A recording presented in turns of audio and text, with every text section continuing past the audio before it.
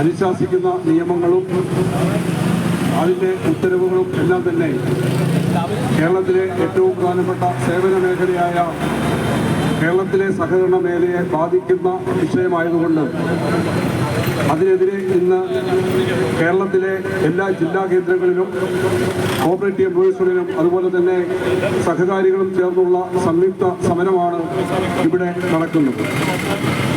എന്നാൽ 2002 കേന്ദ്രം കൊണ്ടുവന്ന ആ സഹകരണ നിയമം ഈ കേരളത്തിലെ എന്നല്ല ഇന്ത്യയിലെ എല്ലാ സംസ്ഥാനങ്ങളിലും പ്രവർത്തിക്കുന്ന സഹകരണ സംഘങ്ങളെയും അതുപോലെ തന്നെ സഹകരണ സ്ഥാപനങ്ങളെയും നശിപ്പിക്കുന്ന രീതിയിലുള്ള നിയമ ഭേദഗതികളല്ല 2002 അടൽ ബിഹാരി വാജ്പേയി കൊണ്ടുവന്നത്. മാതൃകയായ കേരളത്തിലെ സഹകരണ പ്രസ്ഥാനം ഇല്ലാതാക്കുന്നതിന് വേണ്ടിയുള്ള നയസമീപനവുമായാണ് RSSും BJPയും കേന്ദ്രത്തിൽ നിയമം കൊണ്ടുവന്നത്.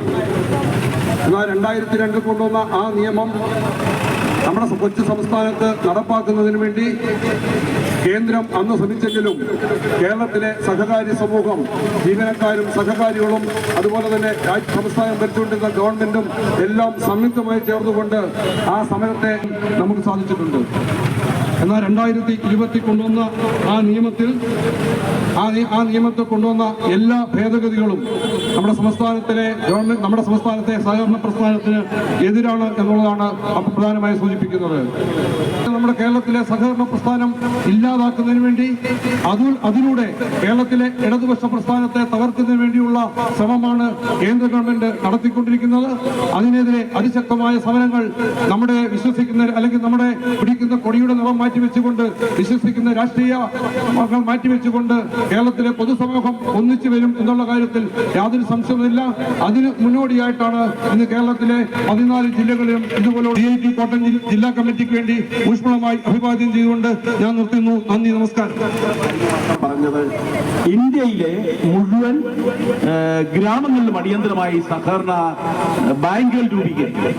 അങ്ങനെ സഹകരണ ബാങ്കുകൾ രൂപീകരിക്കണമെന്ന് പറയുമ്പോൾ മുഴുവൻ ഗ്രാമങ്ങളിലും ബാങ്കുകൾ രൂപീകരിക്കാൻ തീരുമാനിക്കുമ്പോൾ കേരളം എവിടെ ചെന്നെത്തും എന്നതിനെ കുറിച്ച് നാം ചിന്തിക്കണം എന്നാണ് വിനീതമായി അഭ്യർത്ഥിക്കാറുള്ളത്. നമ്മുടെ രാജ്യത്ത് ഏതാണ്ട് 2.68 ലക്ഷം ഹിന്ദി, അതിലേതാണ്ട് 1 ലക്ഷത്തോളം വരുന്ന ക്രെഡിറ്റ് അല്ലെങ്കിൽ പ്രാഥമിക കാർഷിക വായ്പാ സംഘങ്ങളാണ് നമ്മുടെ രാജ്യത്ത് പ്രവർത്തിക്കുന്നത്. അപ്പൊ 2.68 ലക്ഷം പഞ്ചായത്തുള്ള രാജ്യത്ത് അതിന്റെ പകുതിയിൽ താഴെ മാത്രമാണ് ക്രെഡിറ്റ് സംഘങ്ങൾ ഉള്ളതെങ്കിൽ കേരളത്തിന്റെ യാഥാർത്ഥ്യം നമ്മൾ പരിശോധിക്കണം. കേരളത്തിൽ ഏതാണ്ട് 741 ഗ്രാമപഞ്ചായത്തുകൾ അല്ലേ, 941 ഗ്രാമപഞ്ചായത്തുകൾ. ഈ 941 ഗ്രാമപഞ്ചായത്തുകൾ പ്രവർത്തിക്കുന്ന കേരളത്തിലെ ക്രെഡിറ്റ് സഹകരണ സ്ഥാപനങ്ങളുടെ എണ്ണം എത്രയാ? 1624. ഈ 1624 വരുന്ന പ്രാഥമിക കാർഷിക വായ്പാ സംഘങ്ങളും അതിന്റെ ബ്രാഞ്ചുകളും വിവിധ മേഖലകൾ പ്രവർത്തിക്കുന്നു. നമുക്കറിയാം, നഗര മേഖലകളിൽ അർബൻ ബാങ്കുകൾ പ്രവർത്തിക്കുന്നു. ജില്ലാ സഹകരണ ബാങ്കുകൾ നമ്മുടെ സംസ്ഥാന വ്യാപകമായി പ്രവർത്തിക്കുന്നു. ഇപ്പൊ പുതിയ നിയമത്തിൽ പറയുന്നത് എന്താ? ജില്ലാ സഹകരണ ബാങ്കുകൾ രൂപീകരിക്കണം, അതിനുശേഷം സംസ്ഥാന സഹകരണ ബാങ്കുകൾ രൂപീകരിക്കണം. ഇന്ത്യയിലെ ഏറ്റവും വലിയ സാമ്പത്തിക ശക്തിയായി കേരള ബാങ്ക് മാറുന്ന സാഹചര്യം ഉണ്ടായി എങ്കിൽ ആ കേരള ബാങ്കിന്റെ നിയമത്തിൽ കാലോചിതമായി മാറ്റം വരുത്തണമെന്നും ജില്ലാ സഹകരണ ബാങ്കുകൾ രൂപീകരിക്കണമെന്നും ആര് പറഞ്ഞിരിക്കുന്നു? അമിത്ഷാ പറഞ്ഞിരിക്കുന്നു. ഇത് നമുക്ക് അംഗീകരിക്കാൻ പറ്റുമോ? എന്തുകൊണ്ട് കേരളത്തിന്റെ സഹകരണ മേഖലയോട് ഇത്തരം ഒരു സമീപനം സ്വീകരിക്കും? നമ്മൾ വളരെ വ്യക്തമായി കാണേണ്ട ഒരു സാഹചര്യമുണ്ട്. എന്താ?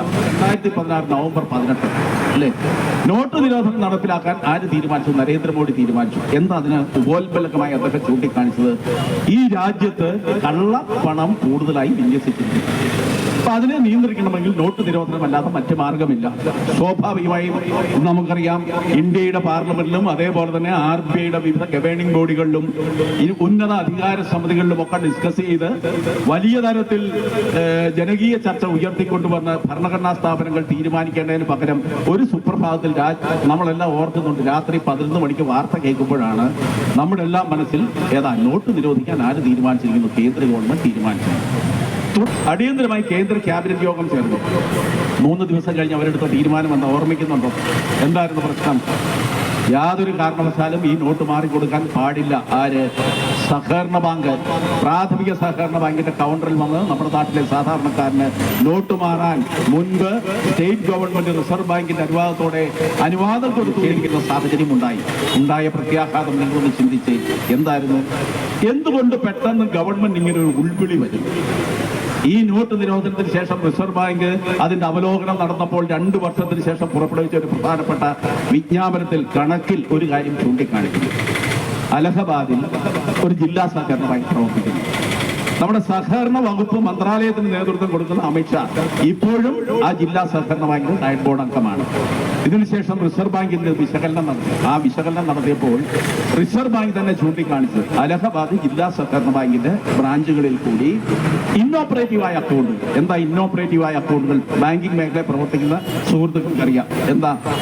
ബാങ്കിൽ ദീർഘകാലമായി അച്ഛൻ വെല്ലിച്ചനൊക്കെ നിക്ഷേപിക്കുമ്പോൾ അക്കൗണ്ടുകൾ ഉണ്ടായെങ്കിൽ അവർ മരണപ്പെട്ടാലും ആ അക്കൗണ്ട് ഒരുപക്ഷെ മരവിപ്പിക്കാത്ത സാഹചര്യത്തിൽ കിടക്കുന്നു. അല്ലെങ്കിൽ വിദേശത്തേക്ക് പോകുന്ന നമ്മുടെ സുഹൃത്തുക്കൾ, നമ്മുടെ കുടുംബത്തിലെ സഹോദരിമാർ കല്യാണം കഴിച്ചു വിടുന്നു. ഇവരെല്ലാം അക്കൗണ്ട് ഇനോപ്പറേറ്റീവായി കിടക്കും എന്ന കാര്യത്തിൽ സംശയമില്ല. ആ ഇനോപ്പറേറ്റീവായ അക്കൗണ്ടുകളിലൂടെ ഏതാണ്ട് 1100 കോടി രൂപയാണ് വകമാറ്റി ചെലവാക്കിയത്. അപ്പൊ ആരുടെ കയ്യിലായിരുന്നു കള്ളനോട്ടുണ്ടായിരുന്നത്?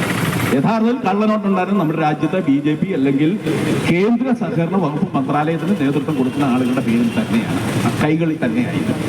അതുകൊണ്ട് ഇത്തരം നീക്കങ്ങൾ കേരളത്തിന്റെ സഹകരണ മേഖല നടപ്പിലാക്കാൻ തീരുമാനിച്ചപ്പോൾ അന്ന് നമ്മളെടുത്ത സമീപനം എന്താ?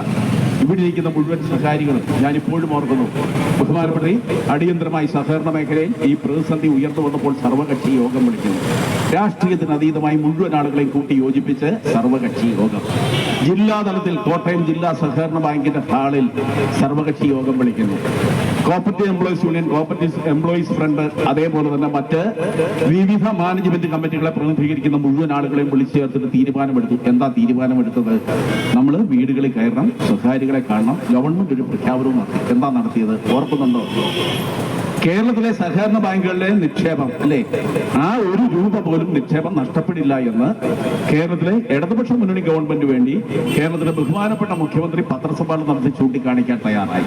ബാങ്കിന്റെ കൗണ്ടറുകളിൽ ഉണ്ടായിരുന്ന ടെലിഫോൺ കോൾ ഓർമ്മിച്ച് നോക്കി.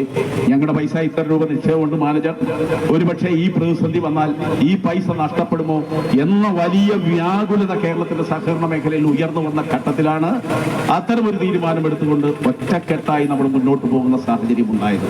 അതുകൊണ്ട് തന്നെ നമ്മൾ ബഹുമാനപ്പെട്ട കേന്ദ്ര സഹകരണ മന്ത്രാലയം ഇപ്പോൾ എടുത്തിരിക്കുന്ന തീരുമാനത്തിൽ ശക്തമായ വിയോജിപ്പ് കേരളത്തിലെ സഹകരണ പ്രസ്ഥാനത്തിനുണ്ട് എന്ന കാര്യത്തിൽ സംശയമില്ല. ഇന്നത്തെ ഈ മേഖലയെ കണ്ണിലെ കൃഷ്ണമണി പോലെ സംരക്ഷിക്കാൻ ഈ സമൂഹത്തിലെ സഹകാരികൾ ഒറ്റക്കെട്ടായി മുന്നോട്ട് വരും എന്ന് മാത്രം വിനീതമായി സൂചിപ്പിച്ചുകൊണ്ട് ഇന്ന് സംസ്ഥാന വ്യാപകമായി നടക്കുന്ന ഈ പ്രതിഷേധ പരിപാടിയുടെ ഭാഗമായി കോട്ടയം ഹെഡ് പോസ്റ്റ് ഓഫീസിന്റെ മുന്നിൽ കോപ്പറേറ്റീവ് എംപ്ലോയീസ് യൂണിയൻ ജില്ലാ കമ്മിറ്റി എല്ലാ വിഭാഗം സഹകാരികളെയും കൂട്ടിയോജിപ്പിച്ച് ഇവിടെ നടത്തുന്ന ഈ പ്രതിഷേധ ധർണ നിങ്ങളുടെ എല്ലാം അനുവാദത്തോടുകൂടി ഔപചാരികമായി ഉദ്ഘാടനം ചെയ്തതായി സൂചിപ്പിക്കുന്നു. അഭിവാദനങ്ങൾ.